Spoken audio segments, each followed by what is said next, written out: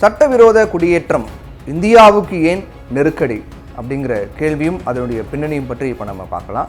அமெரிக்காவில் சட்டவிரோதமாக தங்கியிருந்த 519 இந்தியர்கள் நாடு கடத்தப்பட்டு இந்தியாவுக்கு அனுப்பப்பட்டாங்க அப்படின்னு மக்களவையில் மத்திய வெளியுறவுத்துறை இணை அமைச்சர் கீர்த்திவர்தன் ஆசாத் தெரிவிச்சிருக்கார். திரிணாமுல் காங்கிரஸ் உறுப்பினர் மாலா ராய் எழுப்பிய கேள்விக்கு பதில் அளித்த அமைச்சர் தன்னுடைய பதிலில் இந்த தகவலை தெரிவிச்சிருக்கார். சட்டவிரோதமாக தங்கியிருந்தது, போதிய ஆவணங்கள் அவங்க வசம் இல்லாமல் இருந்தது போன்ற காரணங்களுக்காக அவங்க நாடு கடத்தப்பட்டிருக்காங்க அப்படின்னும் தெரிவிக்கப்பட்டிருக்கு. குறிப்பாக 7.25 லட்சம் இந்தியர்கள் அங்கிருந்து இந்தியாவுக்கு நாடு கடத்தப்படலாம் அப்படின்னு காங்கிரஸ் நாடாளுமன்ற உறுப்பினர் ராஜீவ் சுக்லா தெரிவிச்சிருக்கார். நான் வெளியுறவுத்துறை அமைச்சகத்தினுடைய கூட்டத்தில் பங்கேற்றிருந்தேன். இந்த கூட்டத்தில் தான் அமெரிக்கா 7.25 லட்சம் இந்தியர்கள் சட்டவிரோதம் அப்படின்னு சொல்லி நாடு கடத்தப்பட இருக்கும் விஷயம் தெரிய வந்தது. இந்த மக்கள் எல்லாருமே அமெரிக்காவில் பல ஆண்டுகளாக வசித்து வந்திருக்காங்க, நன்றாக சம்பாதித்திருக்காங்க. ஆனால் இப்போது அவங்கக்கிட்ட எதுவுமே கிடையாது. இந்தியாவுக்கு வந்த பின்னர் அவங்க என்ன செய்வாங்க? பணக்காரர்களாக இருந்து ஒரே நாளில் அவங்க ஏழைகளாக மாற்றப்படுறாங்க அப்படின்னும் ராஜீவ் சுக்லா சொல்லியிருந்தார். ராஜீவ் சுக்லா சொன்ன விஷயத்தில் ஒரு முக்கியமான கருத்து இருப்பதை கவனிக்கணும். என்ன கருத்து அப்படின்னா, பல்லாண்டுகளாக அமெரிக்காவில் உழைத்து சம்பாதித்தவற்றை நாடு கடத்தும் போது அவங்க எடுத்துக்கொண்டு வரவும் அனுமதியை மத்திய அரசு அமெரிக்காவிடம் வலியுறுத்தி பெற்றிருக்கணும். அதே நேரத்தில் சட்டவிரோத குடியேறிகள் பிரச்சனையும் அமெரிக்காவில் சட்டப்பூர்வ ஆவணங்களை பெற்று முறைப்படி குடியுரிமை பெற்றவர்களையும் முறையான விசாவின் கீழ் தங்கி பணியாற்றுபவர்கள் பிரச்சனையும் இணைத்து குழப்பிக் கொள்ளக்கூடிய நிலைமையும் நம்முடைய நாட்டில் இருக்குது. அமெரிக்காவில் அந்த நாட்டினுடைய பொருளாதார வளர்ச்சிக்காக உயிரை கொடுத்து இந்தியர்கள் வேலை பார்த்து வராங்க. அமெரிக்காவுடைய பொருளாதார வளர்ச்சியில் இத்தனை ஆண்டு காலம் இந்தியர்களுடைய உழைப்பு இருந்திருக்கு. இப்போது அந்த இந்தியர்கள் சட்டவிரோதமாக குடியேறியவர்கள் அப்படின்னு சொல்லி அமெரிக்கா தூக்கி எறிகிறாங்க. இது எந்த வகையில் நியாயம்?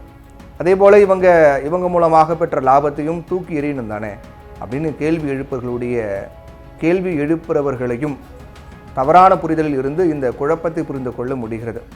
அமெரிக்காவினுடைய பொருளாதாரத்திற்காக உழைத்த இந்தியர்கள் சட்டப்பூர்வமாக அங்கே குடியேறும்போது அவங்களுக்கு குடியுரிமை மட்டும் கிடையாது, வாக்குரிமையும் வழங்கப்படுது. சுமார் 52 லட்சம் வாக்காளர்கள் இந்திய வம்சாவளியை சேர்ந்தவங்க. ஆனால் ஆவணங்கள் இல்லாமல் சட்டவிரோதமாக அமெரிக்காவில் தங்கியிருப்பவர்களை தான் வெளியேற்ற ட்ரம்ப் நிர்வாகம் முடிவு பண்ணியிருக்காங்க. அதே நேரத்தில் பிறப்பின் அடிப்படையில் வழங்கப்படக்கூடிய குடியுரிமையை ரத்து செய்யும் ட்ரம்பின் முடிவுக்கு அந்த நாட்டு உச்சநீதிமன்றம் தடை விதித்திருப்பதையும் கவனிக்கணும். இந்த நிலையில் சட்டவிரோத குடியேறிகளை இந்தியா ஏற்க மறுத்தால் பிறகு இந்தியர்களுக்கு விசா வழங்கும் நடவடிக்கையை ட்ரம்ப் நிர்வாகம் மேலும் கடுமையாக்கும்.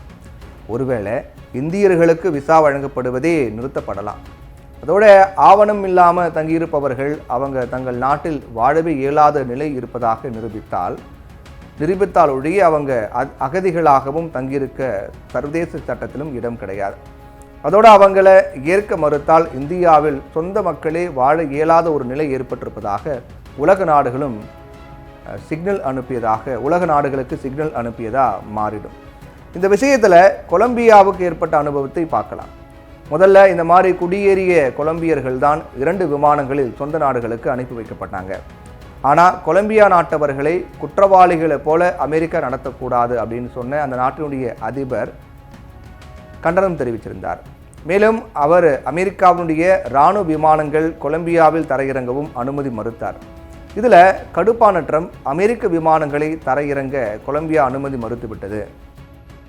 அதனால் அந்த நாட்டின் மீது வரிகள் விதிக்கப்படும். அங்கிருந்து இறக்குமதி செய்யப்படக்கூடிய பொருட்களுக்கு 25% வரி விதிக்கப்படும்.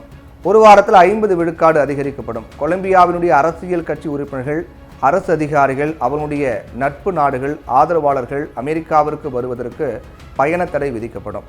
அதோடு அவங்களுடைய விசாவும் உடனடியாக ரத்து செய்யப்படும். இதோடு இந்த விவகாரம் முடிந்து விடாது, இது வெறும் தொடக்கம் மட்டும்தான் அப்படின்னு அறிவித்தார்.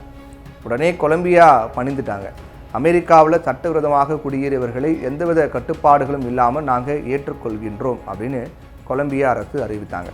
கொலம்பியாவிற்கு ஆதரவாக எந்த ஐரோப்பிய நாடோ அல்லது வேறு எந்த உலக நாடுகளும் ஆதரவு தெரிவிக்க முன்வரலை.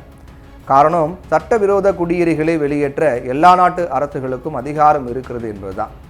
இதே பிரச்சனையை இந்தியாவும் எதிர்நோக்குகிறது. பாகிஸ்தான், வங்கதேசத்திலிருந்து சட்டவிரோதமாக குடியேறி இங்கே தங்கியிருக்காங்க. அசாம் மாநிலத்தில் கூட சிலரை ஒரு முகாமில் அடைத்து வைத்திருக்காங்க. இது குறித்து கேள்வி எழுப்பிய உச்சநீதிமன்றம், சட்டவிரோத குடியேறிகளை வெளியேற்ற நல்ல நேரம் பார்க்குறீங்களா, முகவரியை கூற மறுத்தால் அவர்கள் நாட்டில் தலைநகருக்கு அனுப்பி வையுங்கள் அப்படின்னு சொல்லியிருக்காங்க உச்சநீதிமன்றம். அதனால் சட்டவிரோத குடியேற்ற பிரச்சனை என்பது ஐரோப்பிய நாடுகளிலும் ஆசியாவிலும் இந்தியாவிலும் பெரும் பிரச்சனையாக உருவெடுத்திருக்கிறது. அதனால இந்த பிரச்சனைக்கு உலகளாவிய அளவில் விவாதிக்கப்பட்டு ஒரு சுமூகமான தீர்வை காண முன்வர வேண்டும். அது மட்டும் இல்லாமல் அழைத்து வரப்படக்கூடிய இந்தியர்கள் இராணுவ விமானத்தில் மோசமாக நடத்தப்படுவதை பார்க்கும்போது காலனி ஆதிக்கத்தை நினைவுபடுத்துவதாக இருப்பதை தவிர்க்கணும்.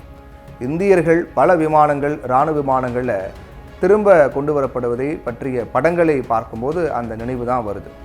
ஏதோ விரும்பத்தகாத குற்றவாளிகளை போல அவங்க நடத்தப்படுவதை இந்தியா தடுத்து நிறுத்த வேண்டும் என்பதுதான் அனைவருடைய எதிர்பார்ப்பாக இருக்குது.